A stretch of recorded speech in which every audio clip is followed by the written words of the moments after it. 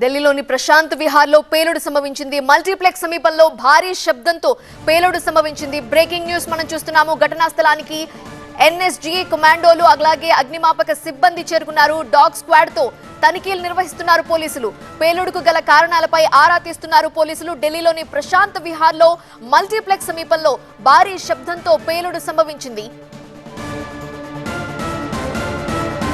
దేశ రాజధాని ఢిల్లీలో బాంబ్ బ్లాస్ట్ కలకలం రేపుతోంది. నార్త్ వెస్ట్ ఢిల్లీలో ప్రశాంత్ విహార్ ప్రాంతంలో పీవీఆర్ సినిమా హాల్ దగ్గర ఇవాళ భారీ పేలుడు సంభవించింది. పెద్ద శబ్దం జరిగింది. దీంతో అప్రమత్తమైన పోలీసులు అగ్నిమాపక యంత్రాలు ఘటనా స్థలానికి చేరుకున్నాయి. అదేవిధంగా ఢిల్లీ పోలీస్ స్పెషల్ సెల్ కూడా పరిస్థితిని సమీక్షిస్తోంది. అదే ప్రాంతంలో మాజీ సీఎం అరవింద్ కేజ్రీవాల్ మీడియా సమావేశం నిర్వహిస్తున్న సమయంలో బాంబు పేలటం కలకలం రేపుతోంది. సరిగ్గా నెల రోజుల క్రితం ప్రశాంత్ విహార్లోని సిఆర్పీఎఫ్ పాఠశాల సమీపంలో పేలుడు జరిగింది. మళ్లీ ఇప్పుడు అదే ప్రాంతంలో పేలుడు జరగడంతో రాజధాని పోలీసులు అలర్ట్ అయ్యారు.